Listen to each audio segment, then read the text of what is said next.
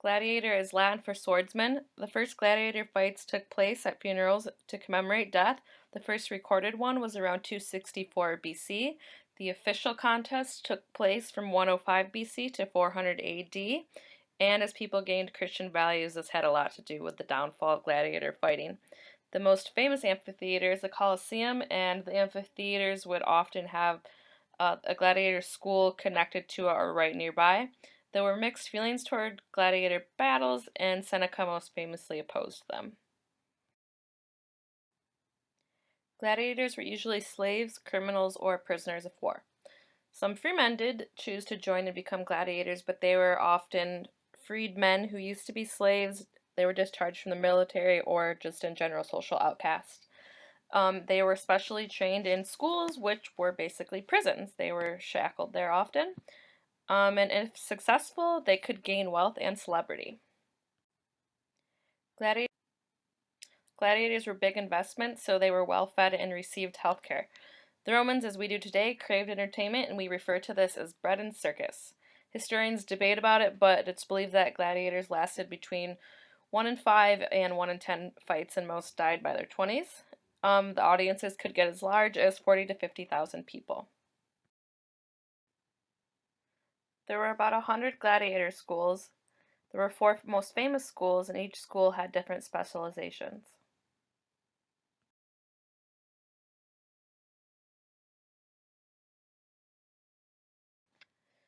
Original games were set up by a gladiator's moderator. They were the one who made the offering. Later gladiators had an editor. They were a sponsor who set up games. In the Republican era, private citizens could own and trade gladiators or lease them from a lanista. They were the ones who owned a gladiator from a training school. As time passed, private citizens could hold manera and own gladiators only under imperial permission, and the role of the editor was increasingly tied to the state.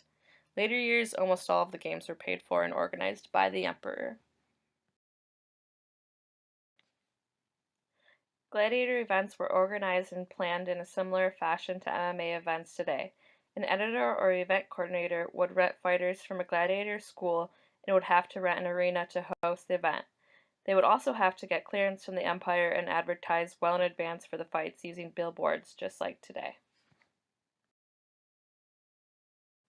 There were different classes of gladiators. In the Samnites, they were the earliest, and they wore helmets with a griffin on the crest. The Thracians were commonly fought the Mormillos, and they were equipped with broad-rimmed helmet and small shield. The Mormillos, they commonly fought with the Rotariuses, and Thracians, they wore a helmet and fish-shaped crest. The Rotarius, lightly armored, they relied on speed to escape attacks. Armor that was only used was padded shoulder pieces. There were many different types of gladiators, and they all had different fighting styles. Heavily armed fighters barged at opponents with their shield and weapon.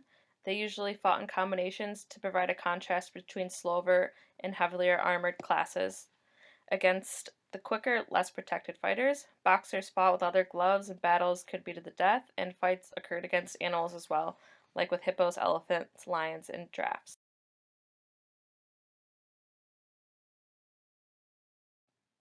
Today, mainly of strikes and grappling techniques. Today, modern styles of fights are similar to Roman fighting styles.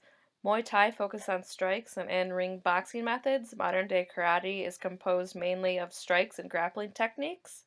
Modern-day boxing is derived from the ancient Greeks and Romans, and body protection is less due to fights being more regulated and not until the death. Although fighting sports today do not generally include the use of weapons, gladiators needed them to survive. The Samnites used a large shield, a short sword, plumed helmet, leather wristbands, and leg armor, while the Thraces used a small shield, a curved dagger, a plumed helmet, leather wristbands, and leg armor as well.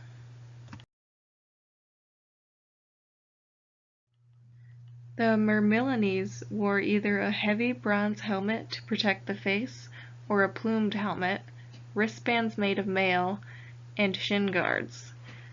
The Rhetori used a weighted net, a trident, a metal shoulder piece, and wore short quilted tunics.